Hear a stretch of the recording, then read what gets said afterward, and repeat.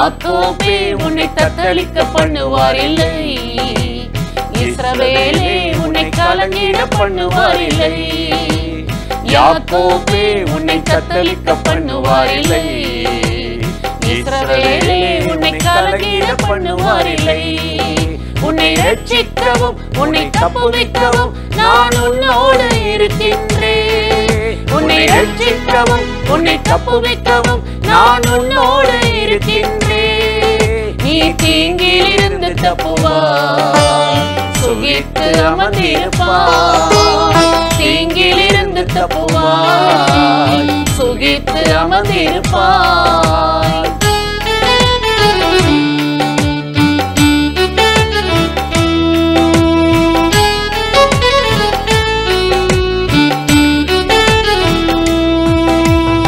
என் மகனே எபிராயிமே உன்னை எப்படி கைவிடுவேன்?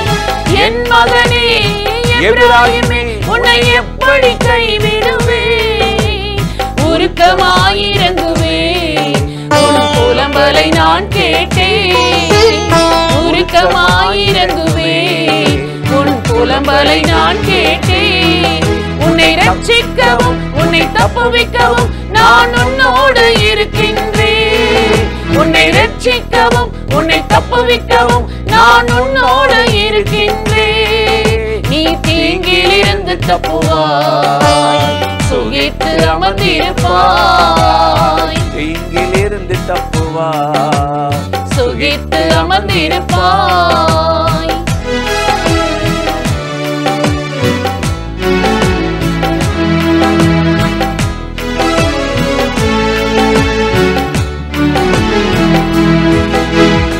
ஆபத்திலே நீ என்னை நோக்கி கதறி கூப்பிட்டாய். ஆபத்திலே நீ என்னை நோக்கி கதறி கூப்பிட்டாய்.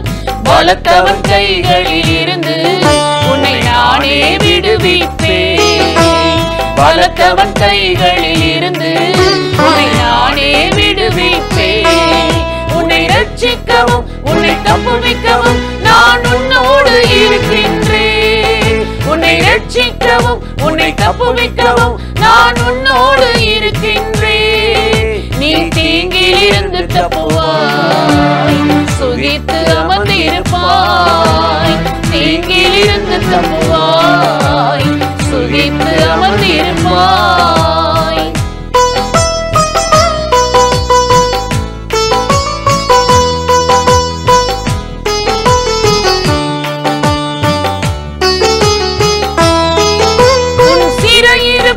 உன் கட்டுக்களை நான் இன்றே உடைத்தேன். உன் சிறையிருப்பை உன் கட்டுக்களை நான் இன்றே உடைத்தேன். நானே உனக்கு இதை சொன்னேன், அதை செய்தே முடித்திடுவேன். நானே உனக்கு இதை சொன்னேன், அதை செய்தே முடித்திடுவேன். உன்னை ரட்சிக்கவும் உன்னை தப்புவிக்கவும் நான் உன்னோடு இருக்கின்றேன். உன்னை ரட்சிக்கவும் உன்னை தப்புவிக்கவும் நான் உன்னோடு இருக்கின்றேன். தீங்கில் இருந்து தப்புவாய், சுகித்து அமர்ந்திருப்பாய். நீ தீங்கில் இருந்து தப்புவாய், சுகித்து அமர்ந்திருப்பாய்.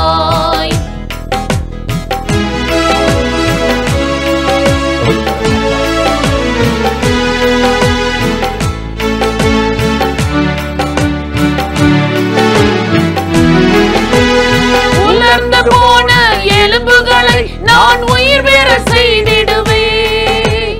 உலர்ந்து போன எலும்புகளை நான் உயிர் பெற செய்திடுவேன்.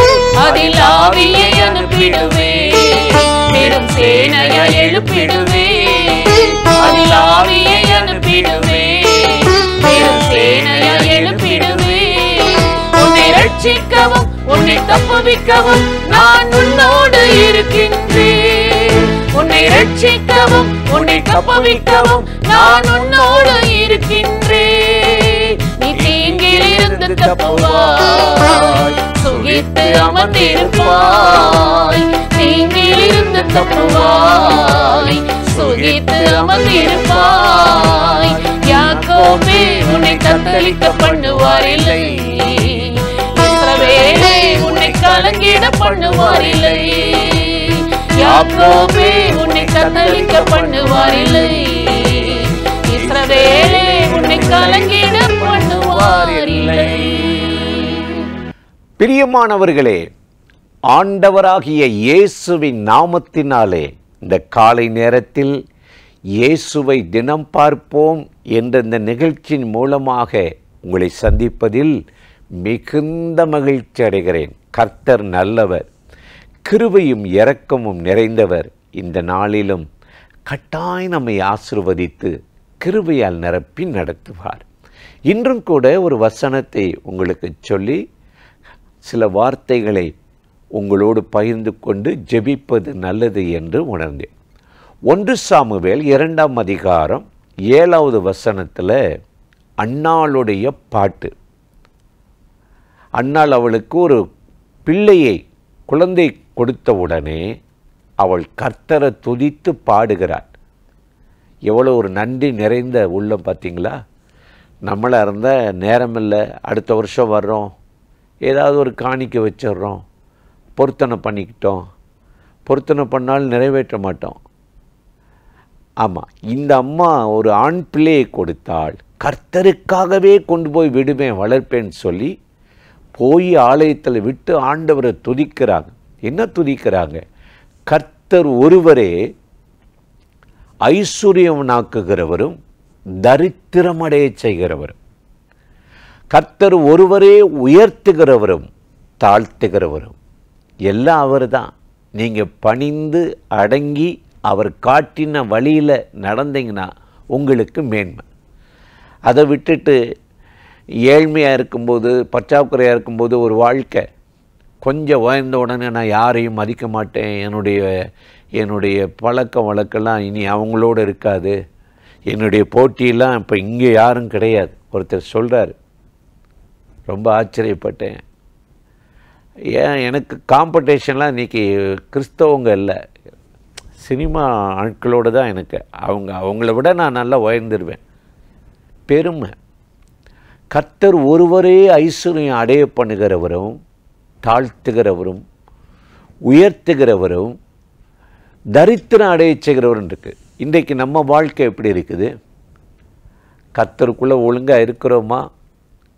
இல்லை சுயபலத்தை நம்பி, திறமையை நம்பி, நான் படிச்சுட்டேன், எனக்கு இங்கே அவ்வளவு ஆட்கள் இருக்குது, இவ்வளோ கஸ்டமர் இருக்காங்க, இவ்வளோ கிளைண்ட் இருக்காங்க, நான் சம்பாதிச்சிருவேன், முடிச்சிருவேன், ஓடிடுவேன். கர்த்தரின் ஆசீர்வாதம் ஐஸ்வர்யத்தை தரும். அதோடு என்ன வராது தெரியுமா? வேதனையை அவர் கூட்டாராம். நீதிமொழிகள் 10:22 அப்படி சொல்லுது. சாத்தான் என்ன பண்ணுவான்னா, அவன் உங்கள் மேலே எரிச்சல் உள்ளவன், கோபமாக இருப்பான், பொறாமையாக இருப்பான். யோபு என்ற மனுஷனை பற்றி தெரியும். தேவனுக்கு பயந்து பொல்லாப்புக்கு விலகி வாழ்ந்தவன். கர்த்தர் பூமியில் அவனை ஆசீர்வதித்து வச்சுருந்தார், செல்வ செழிப்பாக வச்சுருந்தார். எத்தனையோ வேலையாட்கள், எவ்வளவோ ஆடு மாடுகள், ஒட்டகங்கள். இன்றைக்கி ஆடு மாடு ஒட்டகன்னா உங்களுக்கு புரியாது. இன்றைக்கி பிளாட் இருக்கணும், அப்பார்ட்மெண்ட் இருக்கணும், எவ்வளவோ நகைகள் இருக்கணும். அன்றைக்கி ஒட்டகம், ஆடு, மாடு அவ்வளவு செழிப்பாய் வாழ்ந்தாள். ஒரு நாள் தேவதூரெலாம் நிற்கும்போது சாத்தான் அங்கே நிற்கிறான். ஆண்டவர் பார்க்குறார், நீ எங்கே வந்த? கேட்குறாரு, என் தாசனாய் யோபுவை கவனித்தாய? பார்த்துக்கிட்டு தான் இருக்கிறேன். நீங்கள் பாட்டுக்கு உலகத்தையே அவன் பேரில் எழுதி வச்சுட்டீங்க. எந்திரிச்சா துதிக்கிறான், உட்கார்ந்தா துதிக்கிறான், போனால் துதிக்கிறான், கர்த்தர் நல்லவர்னு சொல்கிறான். அதெல்லாம் எடுத்துருங்களே. ஆண்டவர்கிட்ட சொன்ன எடுத்து பாருங்களேன். ஆண்டவர் சொன்ன நீயே எடுத்துப்பாரு. அவன் என்ன சொல்கிறான்? இந்த நிலையிலையும் கர்த்தரை துதித்தான். அவன் என்ன செஞ்சான்? பொறாமை கொண்டு, எரிச்சல் கொண்டு ஒரே நல்ல நஷ்டத்தை கொண்டு வந்துட்டான்.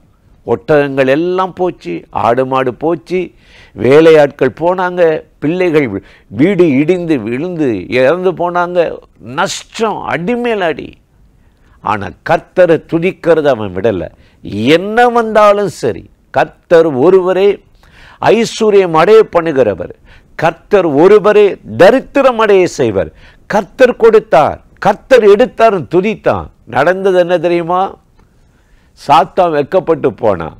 யோபு 42:10 பார்க்கிறோம். இதன் பிறகு யோபுவை கர்த்தர் ஆசீர்வதித்தார். 2 மடங்கு ஆசீர்வதித்தாரா. முன்னாடி காட்டிலும் இப்போ 2 மடங்கு ஆசீர்வாதம். அவன் வேலை இழப்பையும் நஷ்டத்தையும் கொண்டு வந்து தொழிலை முடக்கிறது, வேலையை முடக்கிறது, வருமானத்தை முடக்கிறதா. ஆனால் அந்த முடக்கின அதே இடத்துல யோபுவின் தலையை தேவன் உயர்த்தி ஆசீர்வதித்தார் என்று நம்ம பார்க்கிறோம். எனக்கு அருமையான சகோதர சகோதரிகளே, அந்த தேவன் இன்றைக்கு யாரெல்லாம் உங்கள் மேலே பொறாமை வச்சு எரிச்சல் அடைந்து, பாரு நம்மளோட தானே இருந்தான், நம்மளை மாதிரி தானே இருந்தான், இப்போ எப்படி அப்படின்னு சொல்லி வெளியே சொல்லிக்க மாட்டாங்க. ஆனால் அவங்க பார்வை அப்படியே உங்களை அப்படி முடக்க பார்க்கும். இவங்களுக்கு முன்னாடி கர்த்தர் உங்களை ஒடுங்கி போக விட மாட்டார். கர்த்தர் ஒருவரே ஐஸ்வர்யம் அடைய பண்ணுகிறவரும் தரித்திரராக்குகிறவர். அவர் உயர்ந்தவனை தாழ்த்துகிறார், தாழ்ந்தவனை உயர்த்துகிறார். அப்போ இன்றைக்கு நீங்கள் அவருடைய சமூகத்தில் மனத்தாழ்மையோடு நடந்து ஜெபம் பண்ணிங்கன்னா, அவர் ஐஸ்வர்யம் உள்ளவராக இருந்தும் அவருடைய தரித்திரத்தினாலே உங்களுக்காக ஏழையானார். உங்களை உயர்த்த, உங்களுக்கு ஐஸ்வர்யவான்களால் குறைவில்லாத ஒரு வாழ்க்கை வாழதான் இயேசு இந்த பூமிக்கு இறங்கி வந்தார் என்று 2 கொரிந்தியர் 8:9 சொல்லுகிறது. ஆகவே இந்த காலை நேரத்தில் இந்த நிகழ்ச்சியில் இணைந்து இந்த வார்த்தைகளை கேட்டுக்கொண்டிருக்கிற என் அருமையான சகோதர சகோதரிகளே, இந்த நாளில் கர்த்தருடைய மகிமை, கர்த்தருடைய வல்லமை, கர்த்தருடைய கிருபை உங்கள் மேலே இறங்கும். இந்த நாளில் ஆண்டவராகிய தேவன் உங்களை ஆசீர்வதித்து கிருபையாலே, மகிமையாலே, வல்லமையாலே நிரப்பி நடத்தி ஆசீர்வதிப்பார். அந்த தேவாதி தேவனை நோக்கி நாம் இப்பொழுது ஜெபிக்கலாமா? அன்பும் இரக்கமும் கிருபையும் நிறைந்த நல்ல ஆண்டவரே, இந்த ஆசீர்வதிக்கப்பட்ட நாளுக்காக, நேரத்துக்காக, கிருபை இரக்கங்களுக்காக உமக்கு நன்றி. இப்பொழுது யாரெல்லாம் எனக்கு ஒரு முன்னேற்றம் வேணும், வெறுமை நீங்கணும், தரித்திரம் நீங்கணும், கர்த்தருடைய ஆசீர்வாதம் வேண்டும் என்று ஆண்டவரே உம்முடைய பாதத்தில் விழுந்து கெஞ்சுகிறார்களோ, விழுந்தவனை தூக்கி எடுக்கிற கரம் இன்றைக்கு ஒவ்வொரு காரியத்திலும் தூக்கி நிலைநிறுத்தட்டும். ஆசீர்வதியும், திறந்த வாசலை வைத்தலும், தேவையில்லாத தொழில் நஷ்டம், பண இழப்பு வராதபடி கர்த்தருடைய கரம் அவர்களை ஆசீர்வதித்து நடத்தட்டும். இயேசுவின் நாமத்தில் வேண்டிக் கொள்ளுகிறோம் நல்ல பிதாவே. ஆமேன், ஆமேன்.